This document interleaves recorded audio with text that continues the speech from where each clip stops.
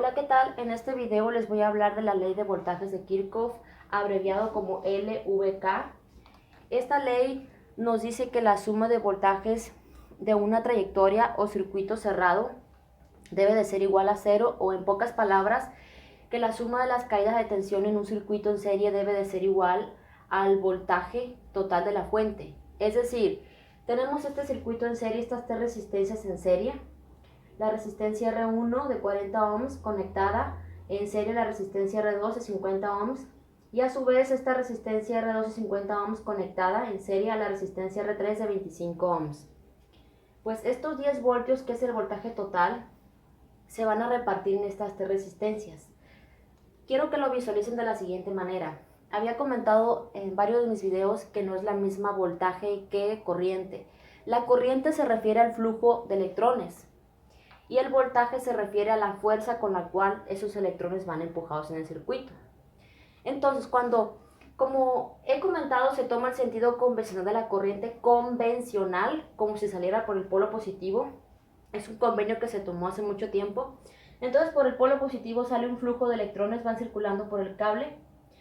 Ese flujo de electrones llevan una fuerza de empuje, y en el momento, esa fuerza de empuje pues es el voltaje. Si en el momento en que atraviesan esta resistencia, vemos que es como un zigzag, ¿no?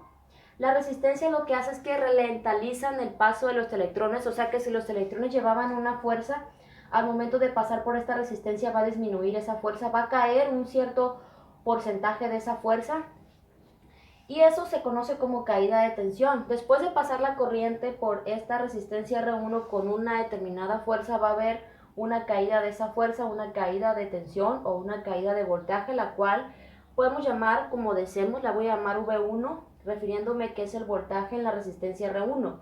O sea que aquí de 10 voltios va a pasar a menos. ¿Por qué? Porque a un voltaje menor, porque aquí va a caer un determinado voltaje que aún no sabemos cuál es. Después de pasar la corriente por esta resistencia, pues ya lleva menos voltaje, menos fuerza, entonces va circulando la corriente, sigue circulando por el cable y luego atraviesa esta otra resistencia, y va a haber otra caída de tensión porque esa resistencia va a ralentizar el paso de los electrones, y va a caer otra tensión, la vamos a llamar V2, no sabemos cuál es, ahorita vamos a calcularla. Y luego, después de pasar la corriente por esta resistencia, ya lleva menos fuerza, luego va a pasar por esta y va a haber otra caída de tensión. En pocas palabras, la suma de las caídas de tensión es igual al voltaje total, es decir, que el voltaje total, 10 voltios, es igual a V1 más V2 más V3, ¿sí? ¿Cómo vamos a poder calcular? Hay algo como que se conoce como divisor de tensión. Me han preguntado, más bien dicho, se han quejado algunas personas que dicen que no explico de dónde sale la fórmula. Realmente sí lo explico en mi canal, en listas de reproducción del curso de electrónica, y explico todo el procedimiento de cómo se llega a la fórmula para el divisor de tensión o divisor de voltaje, para no tener que estarlo explicando cada vez que lo utilice. Pues entonces hay una fórmula, la voy a anotar aquí, de divisor de tensión, que nos dice que para encontrar el voltaje en una resistencia, bueno, esta es la fórmula. ¿Cómo funciona? Por ejemplo, si queremos encontrar el voltaje en la resistencia R1, lo que vamos a hacer es multiplicar el voltaje total de la fuente por esa resistencia en la cual queremos encontrar el voltaje entre la resistencia total del circuito, ¿sí?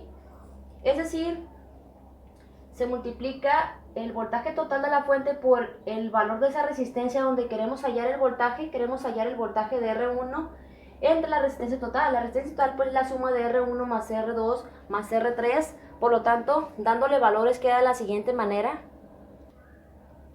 V1 es igual al voltaje total de la fuente, que es 10 voltios, por el valor de esa resistencia entre la suma de las tres resistencias. 40 más 50 más 25 es 115, o sea que esos 400 entre 115 es igual a 3.47 voltios. Por lo tanto, el voltaje en R1, el voltaje que va a caer en R1 es de 3.47 voltios. Ahora vamos a obtener el valor de voltaje de R2, es decir, el valor de V2. Vamos a utilizar la misma fórmula. es el valor de esa resistencia donde queremos encontrar el voltaje por el valor de la fuente total entre la suma de las tres resistencias, pues es 115 la suma de las tres, la resistencia total. Y eso es 500 entre 115 es igual a 4.34 voltios. Ahora vamos a encontrar el valor de V3, es decir, el voltaje en la resistencia R3. Podemos hacer una cosa. Como conocemos de esta ecuación el valor de V1, de V2 y conocemos el valor de la fuente 10 voltios, podemos poner estos valores en cada una de estas incógnitas y simplemente hacemos un despeje, es decir, hacerlo de esta manera. 10 voltios, la ecuación nos dice que 10 voltios, que es la fuente total, es igual a la suma de V1 más V2 más V3, entonces 10 voltios es igual a V1, que es 3.47 voltios, más V2, que es 4.34 voltios, más V3. No conocemos el valor de V3, pero lo que vamos a hacer es despejar. ¿Cuánto es 3.47? Podemos pasar estos dos valores que están sumando al otro lado de la igualdad, restando, es decir, va a quedar de la siguiente manera: 10 voltios menos 3.47 menos 4.34 voltios. Eso es para poder dejar sola V3 y saber su valor. Entonces, eso es igual a 7.81, sí, 7.81. Por lo tanto, esto es 7.81 y 10 menos 7.81 es igual a 2.19 voltios. O sea que V3 es igual a, ¿cuánto dije? 2.19 voltios es igual a V3. Podemos voltearlo. V3 es igual a 2.19 voltios. Por lo tanto, el voltaje total es igual a la suma de las tres caídas de tensión.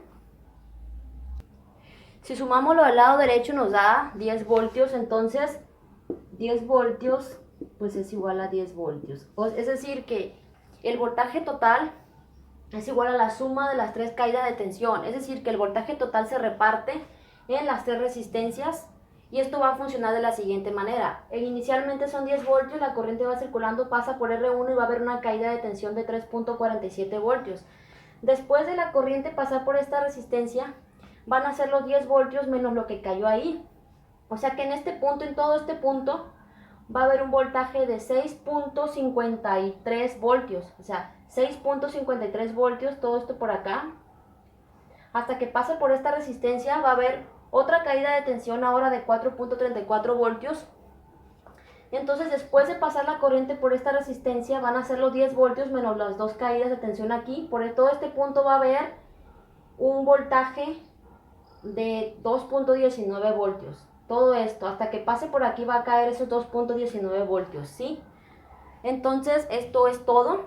¿Y por qué nos sirve esto? Porque tiene muchas aplicaciones. Por ejemplo, cuando ustedes van a hacer un circuito tienen que considerar todo esto, las caídas de tensión, porque puede que no les alcance la fuente de voltaje.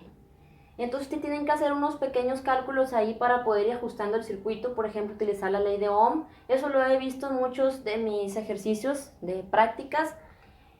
Por ejemplo, si ustedes quieren utilizar una fuente de 9 voltios, 10 voltios y quieren conectar 10 LEDs en serie, no les va a alcanzar. Pero si los ponen en paralelo sí, pero va a consumir mucha más corriente. Y todos son varios factores que tienen que considerar. Por ejemplo, con una fuente de 10 voltios nos alcanzaría aproximadamente para unos 5 LEDs en serie, pero no para más. Bueno, esto es todo. Espero que este video les haya ayudado. Chao.